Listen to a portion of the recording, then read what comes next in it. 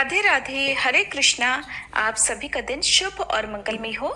इससे पहले की कथाएं सुनने के लिए और कमेंट्स करने के लिए आप सभी का बहुत बहुत धन्यवाद। आज मार्गशीर्ष मास का तीसरा दिन है और आज तृतीया तिथि शाम 5:56 पर समाप्त होगी। इसके बाद से चतुर्थी तिथि प्रारंभ हो जाएगी। मार्गशीर्ष मास के कृष्ण पक्ष की तृतीया तिथि को सौभाग्य सुंदरी तीज का और चतुर्थी तिथि को संकष्टी चतुर्थी का व्रत रखा जाता है। और इस बार संयोग से ये दोनों ही व्रत आज ही के दिन यानी 18 नवंबर सोमवार को पड़ रहे हैं। सौभाग्य सुंदरी तीज का व्रत रखने से सुहागिन महिलाओं के पति की दीर्घायु होती है और अच्छे स्वास्थ्य की प्राप्ति होती है। इस व्रत को करवा चौथ की तरह ही अखंड सौभाग्य और सौंदर्य प्राप्ति के लिए रखा जाता है।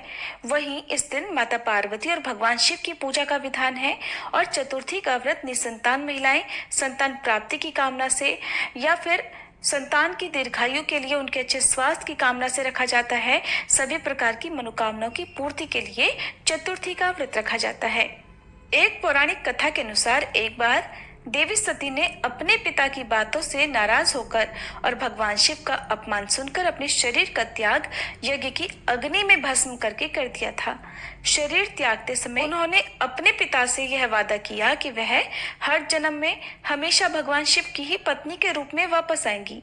इसके बाद उन्होंने माता पार्वती के रूप में अपना अगला जन्म लिया।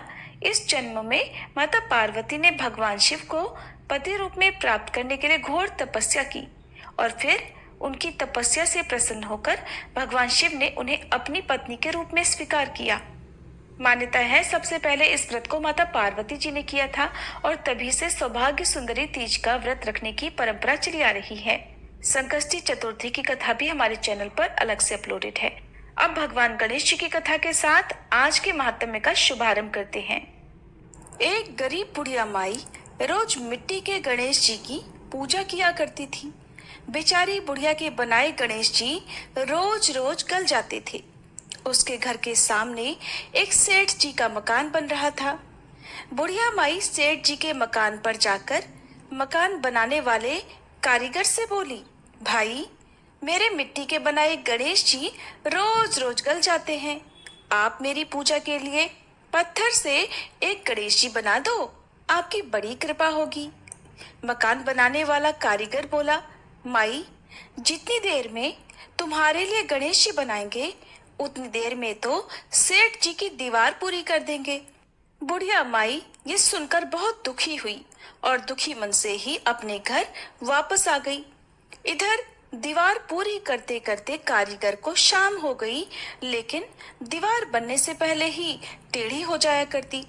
शाम को सेठ जी आए और पूछने लगे कि आज कुछ काम नहीं किया। तब मकान बनाने वाले कारीगर ने बुढ़िया माई वाली बात बता दी। तब सेठ जी ने बुढ़िया माई से जाकर कहा, माई तुम हमारी दीवार सीधी कर दो तो हम तुम्हें सोने के गणेश जी बनवा देंगे। गणेश जी ने ये सुनते ही सेठ जी की दीवार सीधी कर दी।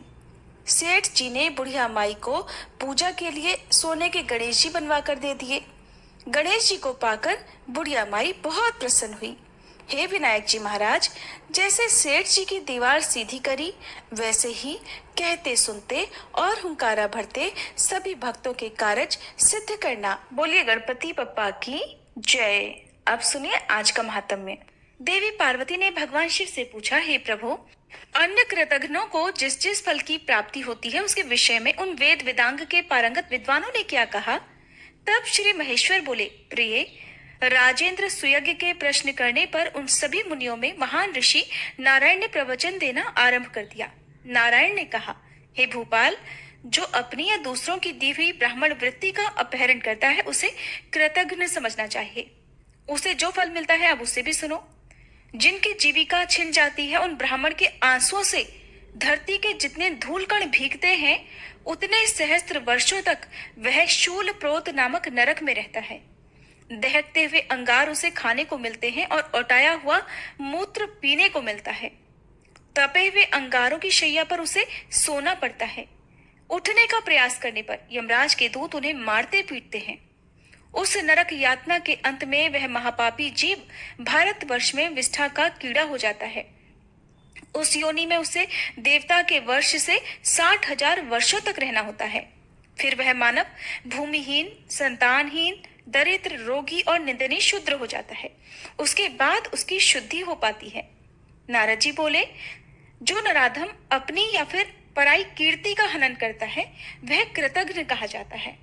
आप उसको मिलने वाले फल का वर्णन सुनो। नरेश्वर, वह अत्यंत दीर्घ काल तक अंधकूप नामक नरक में निवास करता है।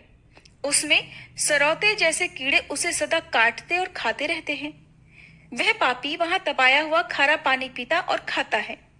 फिर 7 जन्मों तक सांप और 5 जन्मों तक कौवा होने के बाद वह शूद्र होता है।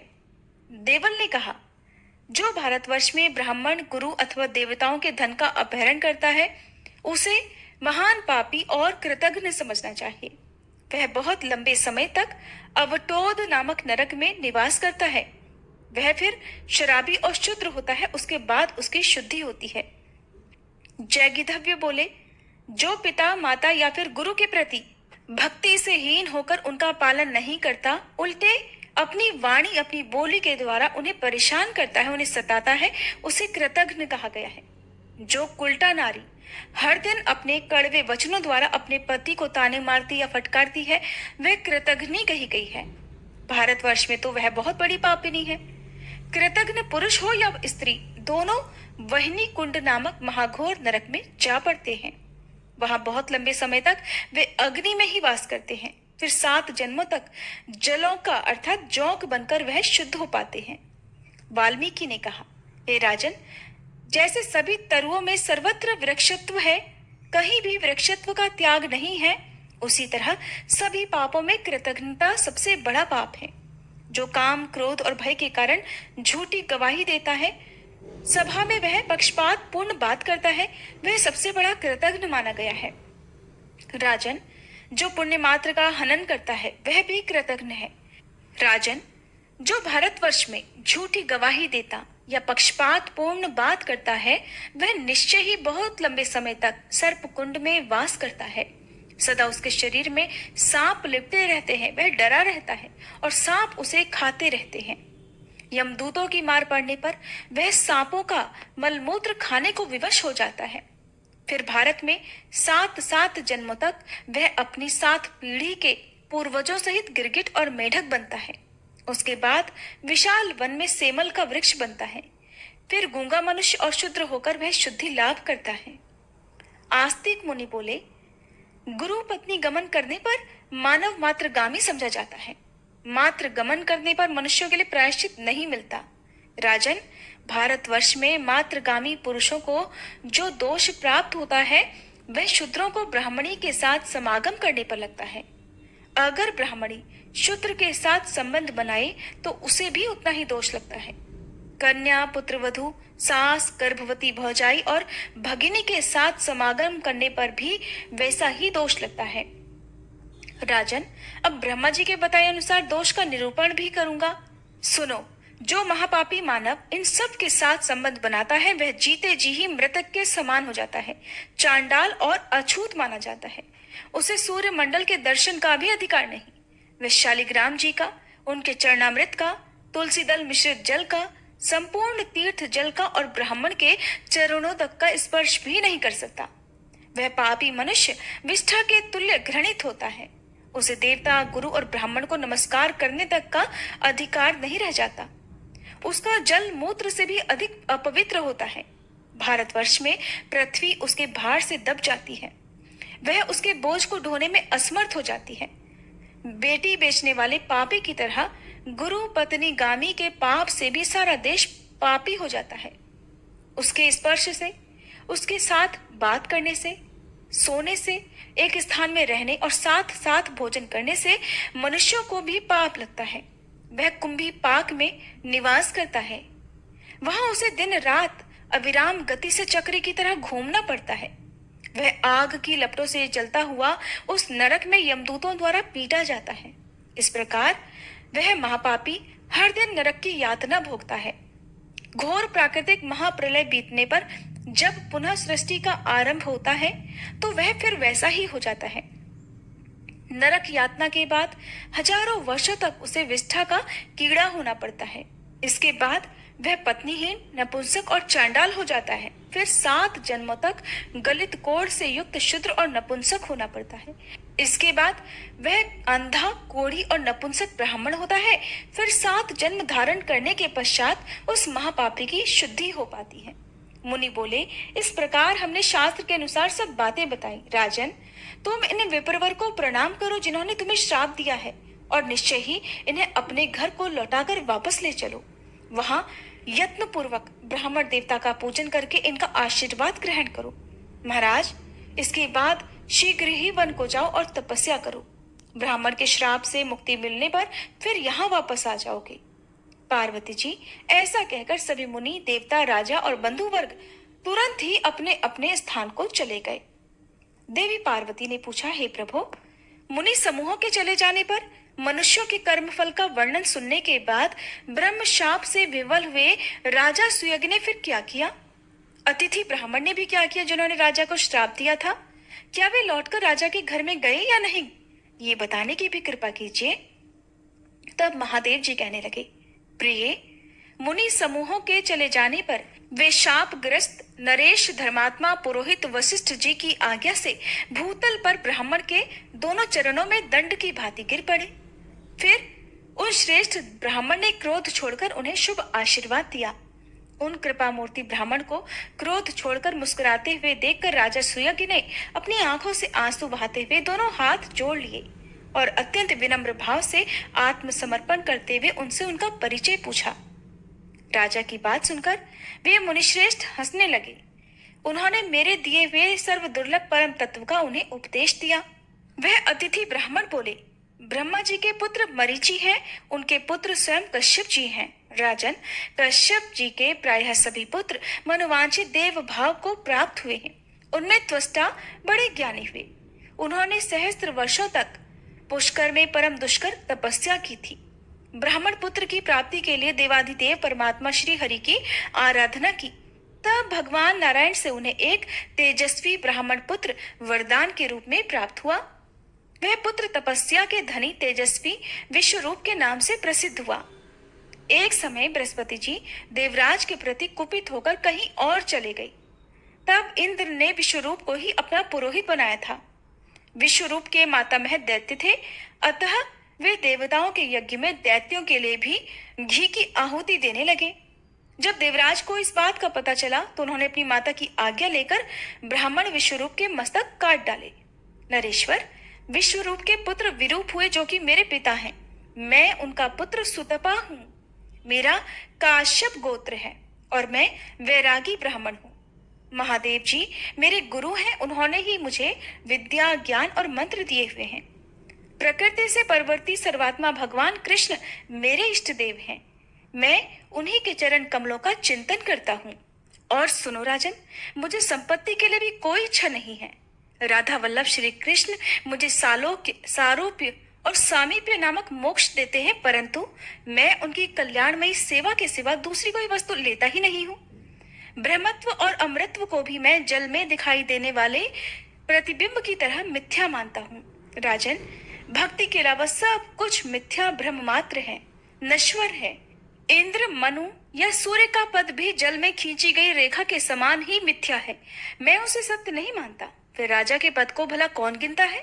राजन, तुम्हारे यज्ञ में मुनियों का आगमन सुनकर मेरे मन में भी वहां आने की इच्छा हुई थी। मैंने तुम्हें विष्णु भक्त की प्राप्ति कराने के लिए ही यहाँ पर आने का निश्चय किया था। इस समय मैंने तुम पर केवल अनुग्रह किया, तुम्हें शाप नहीं दिया। तुम एक भयानक गहरे भवसागर में गिर गए थे। मैंने तो बस तुम्हारा उद्धार किया है। केवल जल में तीर्थ ही तीर्थ नहीं है, भगवान के भक्त भी तीर्थ समान होते हैं। मिट्टी और पत्थर की प्रतिमा रूप देवता ही देवता नहीं है, भगवान के भक्त भी देवता होते हैं। जल में तीर्थ और मिट्टी पत्थर के देवता मनुष्य को दीर्घ काल में पवित्र करते हैं। बहुत देर से उनकी शुद्धि होती है, परंतु श्री कृष्ण भक्त दर्शन देने के साथ ही पवित्र कर देते हैं। राजन, निकलो इस घर से, दे दो राज अपने पुत्रों को। वत्स, अपनी साध्वी पत्नी की रक्षा का भार अपने बेटे को सौंपकर शीघ्र ही वन को चलो। राजन, ब्रह्मा जी से लेकर कीट पर्यंत सब कुछ मिथ्या ही है। जो सबके ईश्वर हैं, उन परमात्मा राधा वल्लभ श्री कृष्ण का भजन करो। वे ध्यान से बड़ी आसानी से मिल जाएंगे। ब्रह्मा, विष्णु और शिव आदि के लिए भी उनकी आराधना बड़ी कठिन है। राजन, 7 स्वर्गलोक, 7 द्वीपों सहित पृथ्वी, पर्वत और समुद्रों सहित 7 पाताल, इन समस्त लोकों सहित जो ब्रह्मांड है वह अंडे के आकार में जल पर तैर रहा है। प्रत्येक ब्रह्मांड में ब्रह्मा, विष्णु और शिव आदि रहते हैं। देवता, मनुष्य, नाग, गंधर्व और राक्षस आदि निवास करते हैं। राजन, पाताल से लेकर ब्रह्मलोक तक जो अंड है, यही ब्रह्मा जी का कृत्रिम ब्रह्मांड है। ये जल में शयन करने वाले शुद्र विराट विष्णु जी के नाभि कमल पर उसी तरह विराजमान है जैसे कमल की कर्णिका में बीज रहा करता है। इस प्रकार सुविस्तृत जल शैया पर शयन करने वाले वे प्राकृत महायोगी क्षुद्र विराट विष्णु भी प्रकृति से परवर्ती ईश्वर, सर्वात्मा, कालेश्वर श्री कृष्ण का ही ध्यान करते हैं। उनका आधार है महाविष्णु का विस्तृत रोमकूप। महाविष्णु के अनंत रोमकूपों में से प्रत्येक में ऐसे ऐसे ब्रह्मांड स्थित हैं। महाविष्णु के शरीर में असंख्य रोम हैं और उन रोमकूपों में असंख्य ब्रह्मांड हैं। ये सब परम दुर्लभ महाज्ञान तुम्हें बताया गया है। गुरुदेव शिव ने ये ज्ञान मुझे दिया था, इसे तो तुमने सुन लिया। अब और क्या सुनना चाहते हो? इसके बाद राजा सुयज्ञ ने उन ब्राह्मण से जो कुछ भी सुनने का आग्रह किया, उसका वर्णन आप आने वाले अध्याय में सुनिएगा। अब सुने श्री कृष्ण चालीसा पाठ। बंशी शोभित कर मधुर, नील जलद तन श्याम, अरुण अधर जनु बिंबा फल, नयन कमल अभिराम, पूर्ण इंद्र अरविंद मुख, पीतांबर शुभ साज, जय मन मोहन मदन छवि, कृष्ण चंद्र महाराज। जय यदुनंदन, जय जगवंदन, जय वसुदेव देवकी नंदन, जय यशोदासुत नंद दुलारे, जय प्रभु भक्तन के धृग तारे, जय नट नागर नागन थैया, कृष्ण कन्हैया धेनु चरैया, पुनि नख पर प्रभु गिरिवर धारो, आओ दीनन कष्ट निवारो, वंशी मधुर अधर धरि तेरी, होवे पूर्ण मनोरथ मेरो, आओ हरि पुनि माखन चाखो, आज लाज भारत की राखो, गोल कपोल चिबुक अरुणारे, मृदु मुस्कान मोहिनी डारे, रंजित राजीव नयन विशाला, मोर मुकुट वैजंती माला, कुंडल श्रवण पीत पट आछे, कटी किंकणी काछन काछे, नील जलज सुंदर तन सोहे, छवि लखि सुर नर मुनि मन मोहे, मस्तक तिलक अलक घुंघराले, आओ कृष्ण बांसुरी वाले, करी पय पान पूत नहीं तार्यो, अका बका कागा सुर मार्यो, मधुवन जलत अग्नि जब ज्वाला, भय शीतल लखित ही नंद लाला, सुरपति जब ब्रज चढ़ियो रिसाई, मसूर धार वारी बरसाई, लगत लगत ब्रज चहन बहायो, गोवर्धन नख धारी बचायो, लखिय सुदा मन भ्रम अधिकाई, मुख मह 14 भुवन दिखाई, दुष्ट कंस अति उधम मचायो, कोटि कमल जब फूल मंगायो, नाथी काली यही तब तुम लीन्हे, चरण चिन्ह दे निर्भय कीन्हे, करी गोपिन संग रास विलासा, सबकी पूरण करी अभिलाषा, केतिक महा असुर संग हार्यो, कंस ही केस पकड़ दे मार्यो, मात पिता की बंदी छुड़ाई, उगर सेन कह राज दिलाई। मही से मृतक छहु सुत लायो, मातु देव की शोक मिटायो। भौमासुर मुर दैत्य संहारो, लाए शत दश सहस कुमारो। दे भी नहीं तृण चीर संहारा, जरा सिंधु राक्षस कह मारा। असुर बकासुर आदिक मार्यो, भक्तन के तब कष्ट निवार्यो।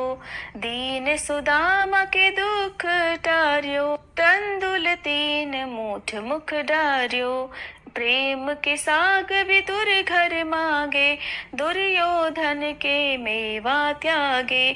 लखी प्रेम की महिमा भारी, ऐसे श्याम दीन हितकारी। भारत के पारथ रथ हाके, लिए चक्र कर नहीं बल ताके। निज गीता के ज्ञान सुनाए, भक्तन हृदय सुधा वर्षाए। मीरा थी ऐसी मत वाली, विष पी गई बजा कर ताली। राना भेजा सांप पिटारी, शालिग्राम बने बनवारी। निज माया तुम विधि दिखायो, उरते संशय सकल मिटायो। तब शत निंदा करि तत्काला, जीवन मुक्त भयो शिशुपाला।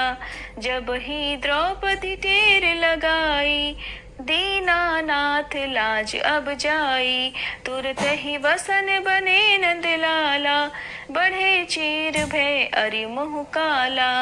असनाथ के नाथ कन्हैया, डूबत भंवर बचावत नैया। सुंदर दास आस उरधारी, दया दृष्टि की जय बनवारी। नाथ सकल मम कुमति निवारो, क्षमहु बेगी अपराध हमारो।